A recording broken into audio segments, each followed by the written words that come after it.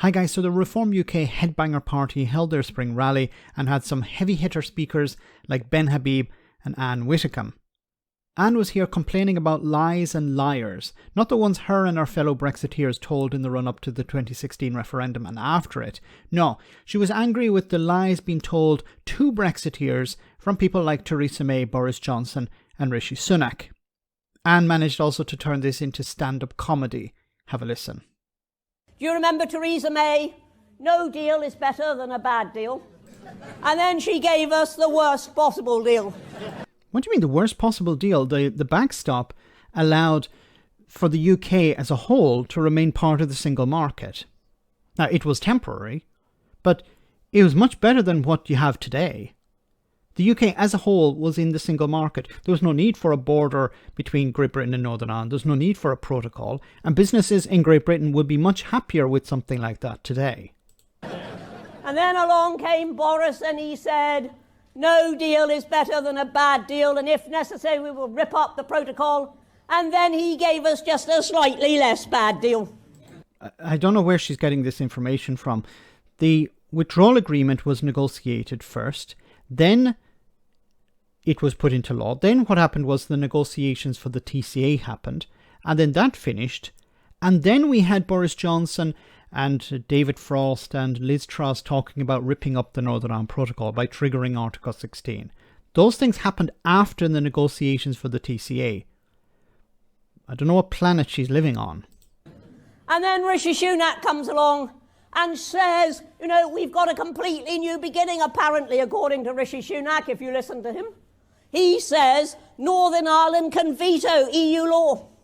That, ladies and gentlemen, is a straightforward lie.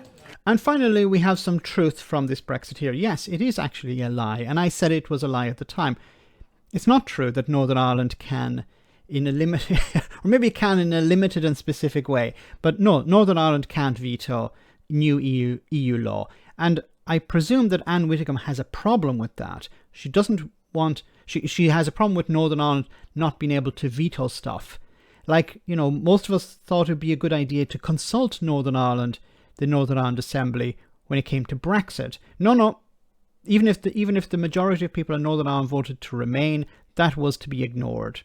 Didn't hear Anne Widdecombe jumping up and down complaining about Northern Ireland's consultation there. And when it came to the Brexit negotiations themselves, Northern Ireland was not consulted. The people of Northern Ireland were not included. This was between the UK and the EU. Westminster and the EU. Now she's saying, we need to include Northern Ireland on this. It cannot.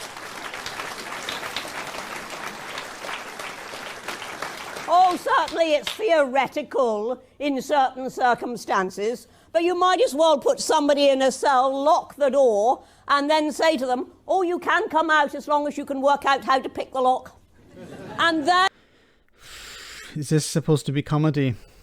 Yes, it comes down to the Northern Ireland Secretary of State. They will decide if the Stormont break can be triggered or not.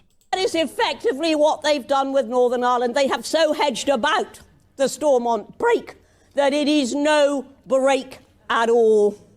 And that is what we need to understand. And we were lied to when Rishi came back from that yet another negotiation.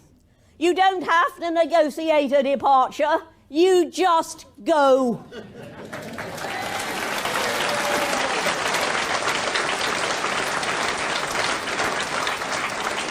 And if we had just gone, then we could have negotiated the trading arrangements from a position of absolute sovereignty. What the hell does that mean? So first of all, she said we should have just gone. What the hell does that mean? What about Northern Ireland? Do you have a hard border on the island of Ireland? How you'd have to there would have to be some sort of negotiations about how that would work. But no, for Brexiteers like Nigel Farage and Anne Widdecombe, no, you just leave. And then you negotiate a trade deal. What? It's insane. Of course it couldn't have worked like that, because there are so many issues unrelated to trade that had to be sorted out first, like Northern Ireland. And the idiotic Brexiteers were like, no, we just leave. And then we negotiate. And what if the EU said, okay, we're not going to negotiate with you? then what would you do? What good would be your sovereignty in that moment? Yeah, we have all our sovereignty now. Now we're going to go to Brussels and negotiate a great trade deal with them. And they arrive in Brussels and they say, no, sorry, we're busy. Come back in 6 months' time. No. That was the plan. That was the Brexiteer plan. Instead of which we negotiated it from a position of still being half in and half out. Now, because the EU had said that, yeah, you can negotiate, we can have a trade deal, but first we need to sort out the things that are unrelated to trade first, like Northern Ireland. The EU was very clear about this. Yes, you can leave, but you need to make sure that everything is put in place beforehand. We're not going to allow you to throw Northern Ireland under a bus. See, the Brexiteers back in 2018, 2019, what they wanted was some of them just wanted to leave. And whenever the issue of Northern Ireland was brought up, it was like, stop scaremongering. It was like, okay, but where does the border go? We don't need a border. Okay, well, how are you going to check stuff? How is the EU supposed to check stuff coming into the EU? If they want a border, they can put up a border. These were the sort of idiotic responses to this. And then when they couldn't use that idiotic response, they started talking about electronic borders.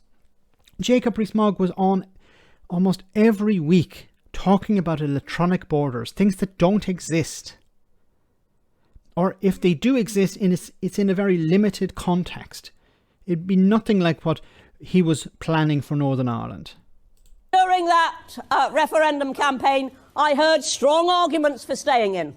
I heard stronger arguments for coming out. But I never heard a single argument for coming out and then acting as if we were still in. What the hell does that mean? Coming out and acting as if we're still in. Once again, Anne Widdecombe doesn't understand what leaving the EU actually meant. Now, I don't know if she has some problems and she still doesn't understand what that meant. But I would love to ask her, can you describe what a no-deal Brexit would have looked like? What would have happened to Northern Ireland? How do you negotiate Northern Ireland's position outside the EU? Do you understand why it was necessary to have a transition period? The transition period on the EU side, they said, look, we'll extend it for as long as you want to make sure that everything is in place. We'd prefer to take our time, but Boris Johnson set his own limits. So they had to be out by the end of 2020. That was Boris Johnson's decision during the pandemic. And then now they're complaining about the pandemic. Oh, we couldn't have had a good trade deal because of the pandemic, or it was rushed, or whatever. Let me know in the comment section, guys, what you think about all of this. As always, your comments are greatly appreciated. Thanks a lot.